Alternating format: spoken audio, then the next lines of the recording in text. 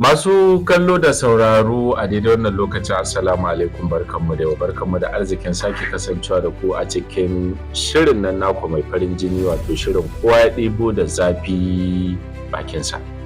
Shirin da yake zo muku daga nan gidan rediyon Garkuwa FM mita 95.5 a nan birnin Shehu. Shirin na kowa ya ɗebo da zafi bakinsa ya samu ne karkashin sahalewar sashe na 39 na kundin tsarin mulkin Najeriya da ya bai kowane ɗan ƙasa dama ta faɗin albarkacin bakinsa da togaciya akan cin mutunci ko zarafin wani ko wasu gungun jama'a.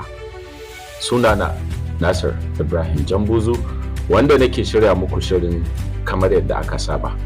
Kuma a yau a cikin shi wannan shirin na kowa ɗebo da zafi bakinsa muna tare da bakon da ba bako bane a cikin shirin wanda kusan a iya cewa ɗaya daga cikin 'ya'yan siyasar jihar Sokoto a jam'iyyar PDP a saninmu, kuma har wala yau wanda ya wato shelanta aje mukami na mataimaki na musamman kan harkokin watsa labarai na shugaban jam'iyyar PDP a matakin ƙasa wato Honorable Yusuf Dingyadi magayakin garkon daular Usmaniya. Malam Yusuf barka da shigo a cikin shirin kowa ɗebo. Malam Nasiru barka da masu saurare da waɗanda suka kallo assalamu alaikum. Kusan a iya cewa labarin da ya bice kafafen sada zumunta da kuma gidajen rediyo a makonni biyu da suka shuɗe shine ajiye mukaminka a matakin jam'iyyar ku ta PDP a matsayinka na mataimaki na musamman ko mai bayar da shawara ga shugaban jam'iyyar PDP akan harkokin watsa labarai. Me ya faru? To da farko da ya kamata mu mutane bayani domin har yanzu akwai rashin fahimta dangane da bambancin aje mukami da fita jam'iyya. Mafi rinjayen jama'a waɗansu sun ɗauka tunda mutum ya aje mukami yana iya zama dalilin sanin cewar kenan ya bar jam'iyya ko zai bar jam'iyya. Waɗannan abubuwa daban-daban ne. Akwai bambanci mai nisa. Da farko dai an naɗa ni a matsayin babban mataimaki na musamman akan sha'anin watsa labarai da sadarwa ga shugaban jam'iyyar PDP na ƙasa wanda mai girma zaɓaɓɓen shugaban jam'iyya Dr. Sanato Iyace Ayu ya bani a wannan lokaci a kusan wata ɗaya ko biyu da hawan wannan karagar mulkin nasa.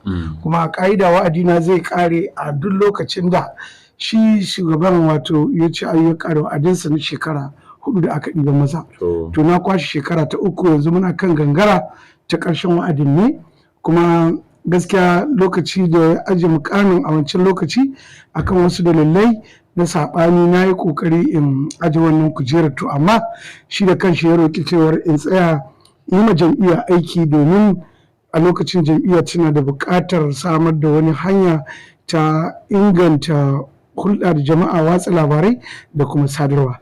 To kasancewar kuma ina da kusan kamar a ce department biyu na media da kuma communication wato watsa labarai da sadarwa, to na yi ta kokari in ga da zai iya yi in dakile duk wani rashin haƙurin da zai iya shigo ni ko saɓanin da nake da wasu waɗanda nake aiki da su, amma abin ya yi nisa saboda yadda na ga tafiyar yadda na ga irin tsarin da ake bi a yi magana yau da sahe zuwa da marice kuma a ce an canza. Na yi ta ƙoƙarin ganin wannan, kuma shi kanshi wanda ke rike da kujerar shugabancin ambassador Iliya Umar da Magu na yi ta ƙoƙarin lurar da shi akan waɗannan abubuwa, kuma yi ta samun saɓani, amma saɓani ne na shugaba da mabiyi kuma muna haɗewa dai ana ci gaba. Wato abin ya yi tsanani saboda dan hawa a cikin jam'iyyar akwai ba rikici ba, wato shugabanci na jam'iyyar gaba ɗaya canza, tsarin gudanarwa, tsarin kyautatawa, tsarin ɗa'a da kuma gaskiya da adalci a cikin jam'iyya ya rage. Ita kanta jam'iyyar kwarjininta da mutuncinta ana ƙoƙarin ya gashi saboda biyan buƙatar wasu. An samu rarrabuwa mai tsanani, an samu rarrabuwa mai tsanani akan kwamitin zartaswa na jam'iyya NWC, inda wannan ya ɗauki nashi wannan ya ɗauki nashi. Ba karamar illa gwamnonin jam'iyyar PDP karkashin shi Alhaji Bala Muhammad gwamnan jihar Bauchi da kuma wasu daga cikin NWC da kuma shi kanshi tsohon gwamnan jihar Rivers ministan Abuja ne su muke suka yi ma jam'iyya suka yi mata illa a wasu wurare daban-daban bayan faduwa zaɓe. Kuma wannan abin yana da illa mai muni wanda sai dai wani ikon Allah jam'iyyar PDP ta iya wani tasiri a zaɓe a 2027 muddin ba a ɗauki matakin da ya kamata ba, domin ko idan shugabanci ya kasance akwai kwaɗayi, shugabanci ya kasance bai da kyakkyawar alƙiblar gyara, to tsoro da rashin tabbas ga gudanarwa na jam'iyya yana tafiya yana iya yawa jam'iyya illa a gaba. Malam Yusuf, na so in tambaye ka, har yanzu kana cikin jam'iyyar PDP? Dole na haba. To in kana cikin jam'iyyar PDP, wannan abubuwan da ka lissaho a matsayin fargaba da kaka ganin cewa sun ɗaiɗaita jam'iyyar kuma kake tsammanin ma da wahala jam'iyyar ta yi tasiri a zaɓe mai zuwa, me ya zaunar da kai a ciki? A to ai kaga a da can da muka riƙe da mukami ana biya na albashi, ina da doka ta ba zan iya fitowa in faɗi halin da jam'iyya take ciki na gaskiya ba, saboda muddin zan yi dole ne a hukunta ni ko a dakatar da ni ko a yi man wani hukunci, ko ya ita ba ta iya yiwa ga jam'iyya gare ni a matsayin mukamina, sai a yi taron NEC na jam'iyya na ƙasa, wato National Executive Committee, wanda su ɗaya suke da dama ta iya ba da dama a kore ni. Amma dakatar su a NWC na iya zama su ce sun dakatar da ni bisa ga ra'ayi, kuma NWC in ta rabu gida biyu, bangaren da ka gani ina daidai da bangaren da ke ganin ba daidai, to sai ni ce gaba ɗaya bari miƙa musu kayan su, sai in dawo in zauna in dan huta in dan yi nazari menene ya kamata in ba da shawara a waje, menene ya kamata in faɗa wanda duniya ta sani, me ya dace kuma ni in fuskanci jam'iyya. Amma ai ita jam'iyyar PDP uwa ce, jam'iyyar PDP gida ce, jam'iyyar PDP gari ce. Don kaga wani ya ce ya bar mukami ba wai yana nufin ya fita garin ba ko ya bar gidan ko ya rabu da uwarsa, a'a akwai sadda uwa za ta dafa abinci watakila kai zai maka illa, ko kuma akwai sadda za a ɗauki wani mataki a gidan, wannan mataki in an ɗauka kai zai maka illa na wani abu, to dole kuma ka ɗan haƙura ka san ka bi wannan matakin domin a zauna lafiya. Amma ina gaya maka tarbiyya ta ɗan PDP irin tawa wadda aka kawo jam'iyyar PDP da shi tun a shekara 1998 sadda ake rubuta tallatar sauransu, na riƙa ma PDP mukamai barkatai, wasu na watsa labarai, wasu na zartaswa. In ka tuna na yi sakataren jam'iyyar PDP na jihar Kebbi, na yi sakataren watsa labarai jam'iyyar PDP jihar Sokoto, na yi darekta, mataimakin darekta, na yi dan kwamitin watsa labarai, dan kwamitin convention har fiye da sau 15 ko 20 a cikin jam'iyyar PDP. Sannan kuma na zama ɗaya daga cikin waɗanda suke reference points na jam'iyyar PDP a kusan arewa baki ɗaya. Na yi aiki da Obasanjo Atiku campaign, na yi aiki da Goodluck Jonathan da na Madina, na yi Umaru Musa yar Adua, duk da yake a lokacin na raba saboda Bafara yana takarar mai girma garkuwar Sokoto a tare Bafara yana takara, kaga bai yiwa in fili cikin jam'iyyar PDP. Sannan na yi ayyuka daban, kuma nan Atiku na yi baya ga zama na babban mataimaki na musamman akan watsa labarai na ofishin shugaban jam'iyya, na yi kuma mukamin ɗaya daga cikin ƙananan daraktoci waɗanda suke kula da yankuna na kamfe, inda aka kai ni arewa maso yamma, kuma arewa maso yamma aka bani jihohin Zamfara, Sokoto, Kebbi da Kaduna. So kaga duk na rike waɗannan mukami, sannan ina da sirrin PDP don haka maganar PDP ba uwata ta ba, uwata ce, ban taɓa cewa kuturwa ba ce, ban taɓa cewa ƙazama ba ce, amma akwai waɗanda aɗiyanta da ke ƙoƙarin gallazawa da kuma fallasa da kuma ƙoƙarin cin zarafin makomata, wanda ni ina ganin bai kamata mutum yawa oshi wadda Malam Yusuf, abin da na so in sani, kusan kowane irin abu yana da manufa. Waɗannan mutanen da kuke zargin suna ƙoƙarin tarwatsa PDP, menene manufarsu? Wato babban manufar shine biyan bukatar kansu, ma'ana shine self esteem, mutum ya zama shi yake bukata da kanshi, don haka dole duk abin da za a yi ko da yana da gyara, ko da zai iya samar da fa'ida, ba zai yarda ba saboda yana ganin abin ya saba. Kuma yan siyasa suna da wannan al'ada ta cewa da yake bature ya ce if not my tent to Israel, in ba ni ba sai dai ta yace. To irin wannan manufar ta wargaza fili, domin in ka duba tun kama jam'iyyar PDP ba taɓa canza suna ba taɓa canza constitution ba taɓa canza manufar da aka kafa ta kanta kan founding fathers ba. To amma aka zo hatta founding fathers din aka sanya rayuwarsu ta yi zafi ta ɓaci, wasu suka dole ƙaurace, akwai waɗanda sun yi gwamnoni. Yanzu misali Obasanjo wanda ya rika shugaban ƙasa a ƙarƙashin jam'iyyar PDP shekara 8, a fili saboda ɓacin rai da sauransu ya fito ya yaga katin jam'iyyar PDP. Akwai sanatoci akwai ma kakakin majalisar shugaban majalisar da mataimakin shugaban kasa na jam'iyya sun taɓa barin PDP in ka tuna saboda bacin rai saboda zahir rai amma kuma duk ala dole sai suka dawo. Sannan akwai gwamnoni, yanzu misali gwamnawa mako ai shekara 8 yana rike da mukami a cikin jam'iyyar PDP da gwamnan Sokoto, to amma saboda wani dalili ko saboda wani biyan bukata na ko an bata mai a PDP ko don tashi biyan bukata ya bar jam'iyyar. Akwai right wani ba Aminu Wazir Tambuwal yana speaker kaga ya bar jam'iyyar ya zo ya takarar gwamna, ya yi gwamna shekara 4 kuma ya sake dawo mata ya yi shekarar 4. Akwai ire-iren su yanzu kamar Sokoto, garkuwar Sokoto wanda ya ɗauko jam'iyya ya wahala ya gumi wajen raya ta bayan kowa ya bata, ya cince ta a kan titi, ba kan juji ba, a kan titi dai ai ba a ce an cinci PDP a jam'iyyar da ba ta taba zama cikin kazanta ba, jam'iyyar da ba ta da ko mukamin gwamna ba ta da ita jam'iyyar yanzu yanzu ka ga an dauko ADC a wanke ta yanzu ADC ka ta ana haka nan ga jam'iyya ai ana iya wannan. So kaga ya dauko ta akan titi ya gyara ta, ya mata riga, ya mata wando, ya mata komai, ya gyara ta to hawo suka dawo cikin ta. Kai malam Yusuf ba ra'ayin kashin kai bane yasa ka aje mukami, kana da yana da alaka da kinan in ka duba ni ba PDP na bari ba, ni mukami na aje su ko kaga bita su kai su ko bita su kai. Yanzu ma akwai waɗanda a hali yanzu ma kafa su ɗaya cikin PDP kafa waje, yanzu irin kamar irin tsohon ministan tsohon gwamnan Rivers wanda kuma yanzu minista ne, yanzu ka kawa ta guda PDP kawa guda APC shi ya ce wanda yana cikin funding fathers na tabbatar da PDP ta kahu. Shi ya bayyana cewa amma dai shi wuke ai bai bayyana. Ai akwai waɗanda ba sai sun bayyana ba, ai biri yayi kama da mutum.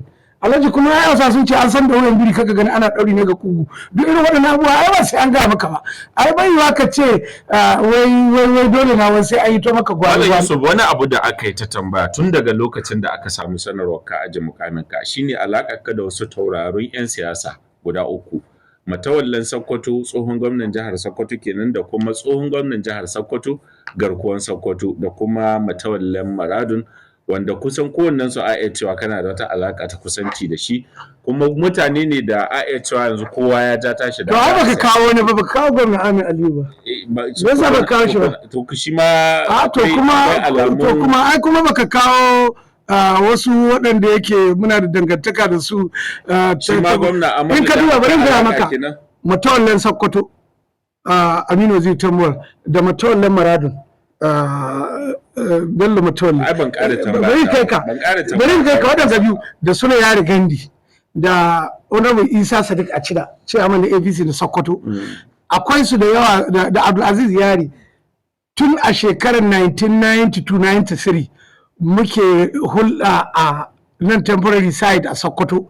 Muke hulɗar harkokin rayuwa ta yau da kullum, kuma ba maganar siyasa tun ma siyasa ta jam'iyya ba ta fara ba ko ta ƙungiya, tun ana social club da sauransu.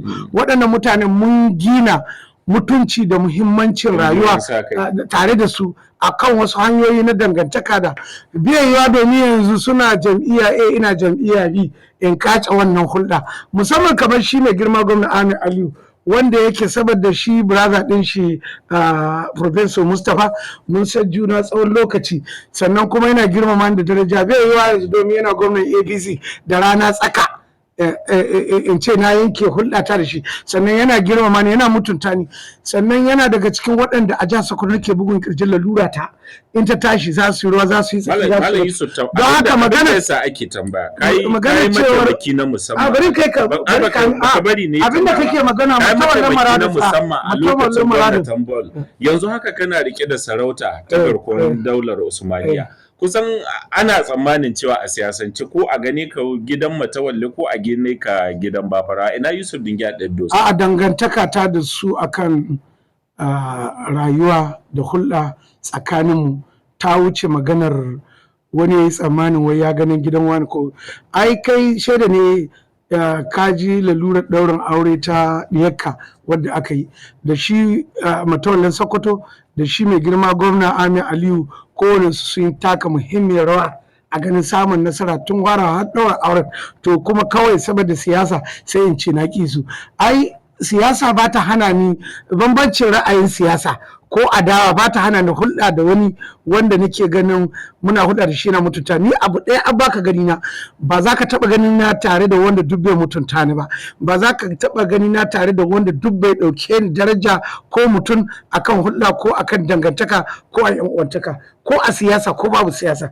Domin ne ni ina gudun abin da zai sa a cewa ya gayyace ka ko wa ya gayyace wani, ko don Allah ka dan jira mu ko ka dan yi hakuri. Abinda mutane da dama suke tambaya Malam Yusuf Dingyadi shine yanzu ga jam'iyya an ɗauko ta haɗaka ta gamayyar jam'iyyun siyasa a ciki da wajen jihar mu ta Sokoto, musamman ma matakin ƙasa gabaki ɗaya, wanda aka ganin cewa akwai shi tsohon amininka kuma mai gidanka gwamna Matawalle ciki, sannan kuma a ganin ga shi ma karan kai ne garkuwan Sokoto ya ɗauko tafiya ta wato Arewa Cohesion, wadda ake ganin kamar wani sauyi ne ake ƙoƙarin a samar na siyasa.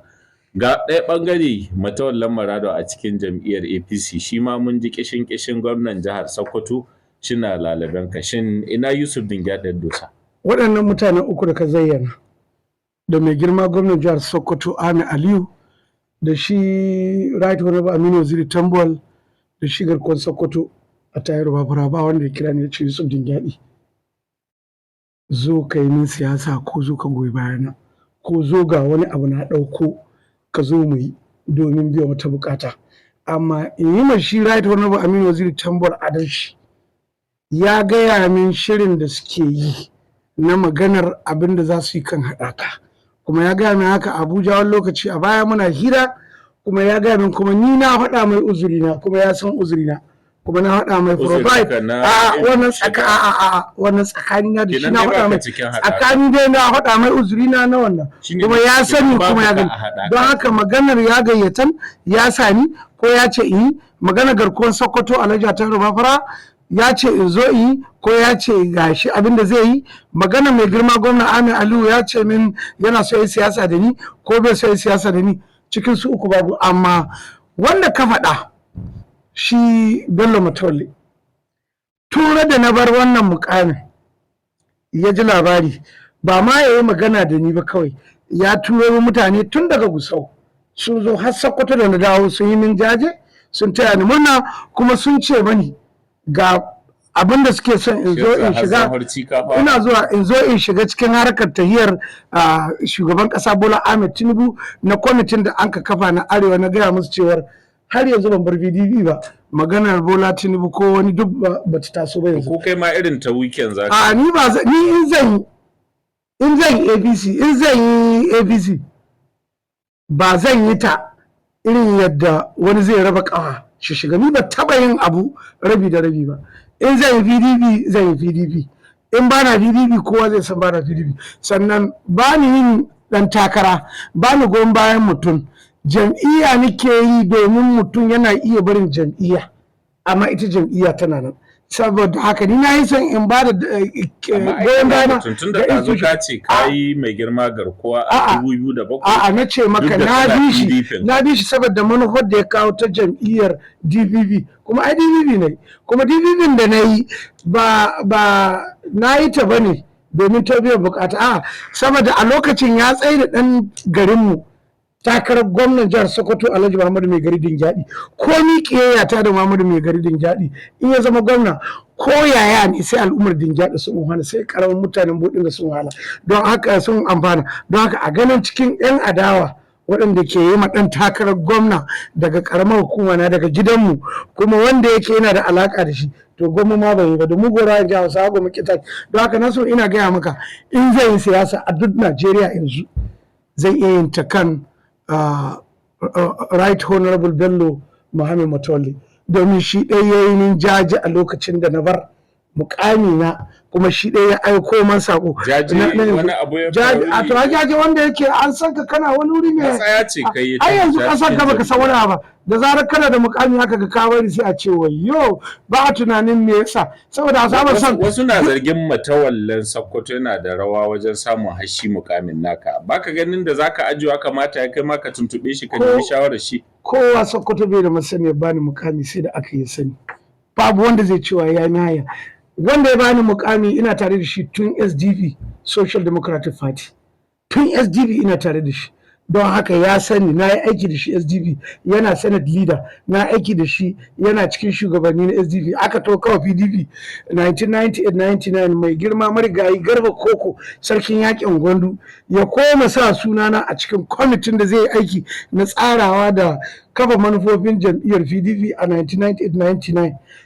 Yoce yana mataimakin shugaban kwamitin tsare-tsare da shi da Professor Jerry Gana suka zauna suka jawo ni suka sani wannan aiki. Ina gaya maka 1999 lokacin da Azzika Tambole ya bani minista, ya bani VA na national minister, Yoce yana daga cikin waɗanda suka kalle ni suka ce to in samu option B domin wannan option A ɗina ba zai kai mu nesa ba saboda sun san wanda zai yi aiki da shi kuma sun san halina, kuma cikin iyawa Allah ta zo ta faru suka ɗauko aiki kuma cikin tahiyat suka bani. Ya yi minista, ya bani aiki, ya bani consultancy, ya bani na media, sannan kuma lokacin da zai zama chairman na fati ina daga cikin mutum 12 da ya kira a gidan shi a Abuja ya gaya mana gaskiyar yanayin da ake cikin cewa shi zai zama chairman na fati kuma ga matakan da za a ɗauka ga hanyoyin da za a zama shi iya ce ayi sadda ya zama sai da na yi sati 3 ina mashi aiki a matsayin mai ba da shawara ba voluntary ba tunda ana biya na amma dai ba official. Bayan wata 2 da bakin shi ya gaya ma Right Honorable Aminu Waziri Tambol cewa zai yi mani SA nashi kuma zai aiki da ni. Kinan dai ba da mutane ka kallo ba cewa daga Sokoto an ka kitsa mukamin ka. Ba na cikin karnukan da ake tura farauta. Ni in an ta farauta ina da karnuka da aka independent nake, ina iya kashe ma kaina nama kuma in kawo mai gida na ya ci. Amma ni aikin da na yi ma Right Honorable Aminu Waziri Tambol, aikin da na yi mashi domin ganin da na yi yana da shawa ga aiki da ni, kuma ya bani mukami tun ma kamin ya dawo PDP tun yana APC, kuma da zai bani da sai da muka yi wannan magana na ce mashi duk mukamin da za ka bani ba zan bar jam'iyyar PDP in dawo APC ba. Ya ce a shi abin da yake bukata, abin da zai ciyar da Sokoto gaba, ire-iren mu ya zama mu ne kan gaba wajen amma dai zama ne jagoran kuma na yi aiki da shi cikin fahimta, na yi aiki da shi cikin nasara, sannan na gano yana da shawar da mafiyan waɗanda ke riƙe mukamai na gwamna a jihar Sokoto ba su da ita. Ɗaya daga cikin shawar ita ce matasa su zama su a kan gaba wajen ganin cewar jihar Sokoto ta ci gaba. Ɗaya kenan. Na biyu, yana da shawa na ganin cewar jihar Sokoto duk matsalar take fuskanta a wajen Sokoto a magance ta domin al'ummar jihar Sokoto tsira. Duk wanda ya aiki da Right Honorable Aminu Waziri Tambol ya san mutum ne mai kirki, mai mutunci, mai girmamawa, illa Allah ya jarabe shi da wasu around ɗinai waɗanda su ko ba abinda an manufa ta ba.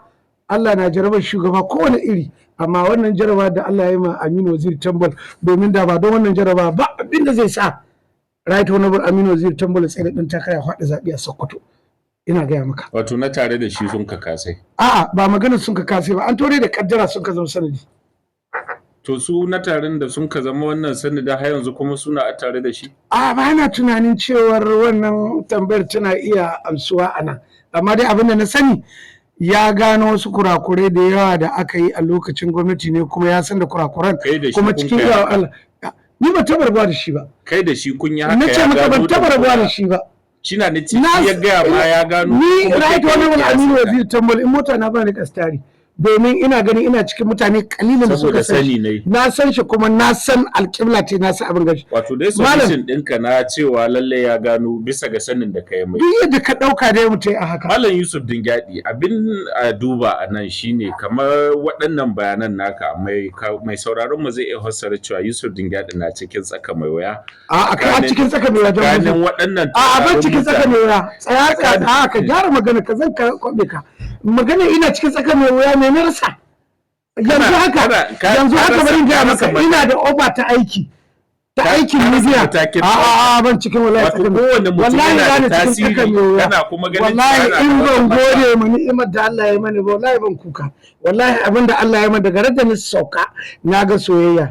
na ga amfanin rayuwa da amma ai ka rasa inda za ka bi ban rasa ba ka rasa mata wallahi wanda za ba ka bi ko abin da kai kake magana in fito in kita ta in faɗi cewa ya tafi DB na shiga APC ko na shiga haɗaka wannan ba za ka ji ta gare ni ba maganar tambaya ta kake baka ka tsaya ka san shi wanda ya saba da sata cinto ba ta kai in ka saba da kasayin siyasa na hira ni ban yarda da wannan domin ni ba mu har na malami ke ba a kasayi na kai da ka ce wai ina tsaka mai ka san me tsaka mai ka bar can baka kai can ba kana cikin yanayin da kusa kama haka a ni na tsallake kogi saboda ka rasa wa zaka ka wallahi ruwan saman da ake da shi da ke ni ba ko kuma ko wani su hulɗata da shi ko sadda ina PDP yanzu ka cire su a cikin hulɗar siyasa to yaushe hulɗata ta yanke da shi gwamna Ahmed Aliyu yaushe ta yanke shi na nice su dukkan su babu wanda ka kawo na san shi shekara 17 zuwa yau ban taba samun matsalar hulɗa da shi ba ban taba ba ka tambaye shi yanzu dai kana cikin yana mutunta ni sannan right honorable Aminu Waziri Tambor na san shi tun 1992 muke tare yanzu in mutum zai magana mai girma a tayi Bafara Hagar ko Sokoto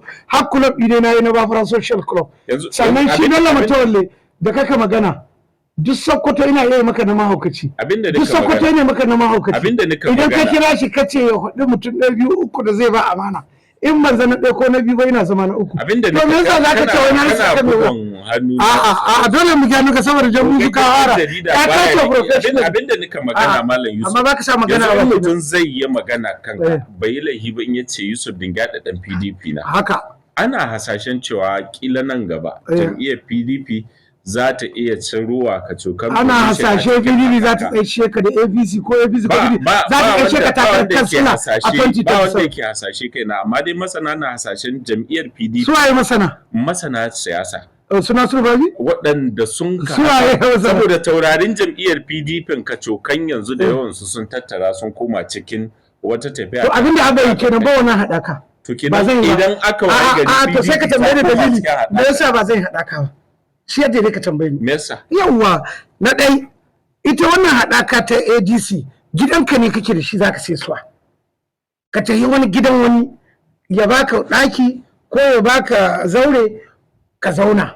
Har lokacin da hayarka ko kuma kyautata da ya maka ta ƙare sai ku yi yarjejeniya ku raba shi ya kawo garin kwaki kai ka kawo shuga da ruwa wani ya to ya kawo cokali wani ya kawo kwano shi da adda gari shi zai nazari da tunanin cewar ga lokacin za a jika shi ba mai cokali ko wanda yake da kwano zai deciding yadda za a raba garin kwakin ba yanzu ADC sai ta zauna ta yi meeting na NEC National Executive Committee na shugabanninta gaba ɗaya Abuja jihohi 36 har da Abuja in ta yi NEC sai ta sa ranar convention ita sa ranar convention za a yi maganar cewar jam'iyyar ADC ta collapsing yanzu za a yi sababbin shugabanni ga waɗanda sun ka shigo za a tafi da su za a yi menene that is in har sun taho da wata jam'iyya a ɓangaren su kowane ya taho da jam'iyya yanzu misali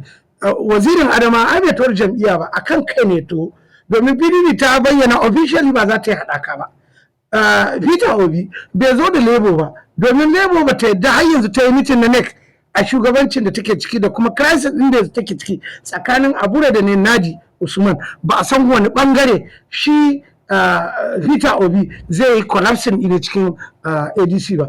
Nasiru El-Rufai da Cika Malami tsohon Attorney General dukkan su basu a madadin a matsayin wakilan jam'iyyar APC ba domin ba members ba ne na National Working Committee. Only National Working Committee at the decision su yi deciding su yi NEC a yi NEC in a yi NEC za a zauna duk wanda ke memba na NEC zai yi botin cewar za a yi an yi haka a Zamfara lokacin da APP ta haɗe da APC ta shiga APC ta yi collapsing bayan ita ma jam'iyyar ACN ta yi Abdulaziz Yari shine gwamna ya kira convention a Gusau aka yi a sanadiyar haka aka ce za a ta yi jam'iyyar APC don haka magana haɗaka magana collapsing na jam'iyya zuwa wata jam'iyya ta zama guda ba shi ne abin da ya kamata a duba ba menene makomar jam'iyyun yan an bar su yanzu Labour da PDP da ita APC kowace ta fito karara ta bayyana matsayinta don haka su waɗanda ke ciki suka shigo haɗaka sun ce za su tsaya ADC za su tsaya PDP, ma'ana za su iya abin da Wike yi. Wike ya illanta PDP, ya cutar da PDP, ya kawo ma PDP matsala, abinda illanta yawa PDP gaskiya ne. Duk mai hankali wanda ya san yana da bukatar fice a gaba dole sai ya tayi tsaye ya kai ne mahita. To yanzu su ce kuma za su yi irin abin da Wike yi, kawa guda duniya, kawa guda lahira ba ta yi wa. Malam Yusuf, daga ƙarshe kana ganin cewa wanzo su a cikin jam'iyyar PDP da waɗannan matsalolin da ka zayyano na iya samun musu da nasara a zaɓe mai zuwa? Wato idan matsala ta zo, muhimmin abin da ya kamata duk a zauna a fuskanci menene matsalar. In matsalar ba ta gyaruwa, aka ga ba ta gyaruwa, to babban abin da ya dace shine a yi menene mahita. Mahitar shine za a yi national convention a tsakanin August da September. Sai tun da wasu daga cikinsu duk members national delegates ne, sai su bari sai an convention. Na wani convention su yi tsaye a rusa duk tsarin da za a yi a ce PDP za ta tahi haɗaka. National Working Committee ba su iya wannan, ba su iya hana a wannan lokaci, domin wa'adinsu ya ƙare kuma an yi interim leadership wanda zai jagoranci National Convention. To wannan shine muhimmin abin da ya kamata a yi. Amma yanzu ku da kuka saura a cikin PDP abin da ya rage muku kenan za ku yi kenan. Ai su babu wanda ya ce maka ya fita. Ai akwai PDP Sokoto. Har yanzu PDP Jihar Sokoto tana karkashin Alhaji Bello Gwaranyo a matsayin shugaba. Har yanzu bai ce ya ayyana ya fita ba, kuma har yanzu bai ce ya barta ba. Sannan rusa council na executive na state ba tahiya ka so gandu bane kai sayya, ba irin tahiya ka so dan kure bane a sassare maka kawar rago. Malam Yusuf, daga ƙarshe ne za ka rufe da shi. Malam Nasir Jambuzo, akwai ka'ida ta constitution, akwai ka'ida abinda ake gudu a yi abin da bai dace ba a je kotu, in aka je kotu kuma a yi ta kwarangiya da wahalar sauran. Yanzu ai ita kanta ADC akwai wasu tsofaffin akwai wasu members ɗin da suka ce ba su yadda ba. To amma in aka yi convention aka tabbatar aka kai karshe, to kaga ADC ta zama jam'iyyar haɗaka, ta zama coalition kamar da APC ta zama, sannan ne za a je ana neman mutane. Amma yanzu abin da ake magana a kafa jam'iyya ta kwana, a kafa coalition ta kwana, kamin ma a fara kiran jam'iyya su shiga. Domin yanzu in ka yanke ka ce ka bar PDP ka tahi ADC, ka je a matsayin tsohon ADC, ba a matsayin wata sabon ADC ta haɗaka ba. Ni abin na fahimta kenan, amma har yanzu ina jiran bayani. Bayan an yi ma bayani za ka yi. In an kai min bayani a maganar canza ra'ayi, ni ba zan bar PDP a halin su ba. Ni ba ko zan bar PDP na su ba a halin yanayin haka. Akan lokaci ya mana halin nasa. Muna matukar godiya Malam Yusuf Dingyadi dan PDP da muka sami tattaunawa da kai a cikin wannan shirin. Masha Allah, Malam Nasiru ma'aikacin garkuwa ne. Mai kallo da sauraro a nan za mu dakata a cikin wannan shirin, a madadin wanda muka tattauna da shi Honorable Yusuf Dingyadi, magayakin garkuwar daular Usmaniya, har wala kuma dan jam'iyyar PDP, da kuma hukumar gidan rediyon garkuwa FM da ta kawo muku wannan shirin. Ni Nasir Ibrahim Jambuzu da ni jagoranci gabatar muku da shi nake cewa na barku lafiya.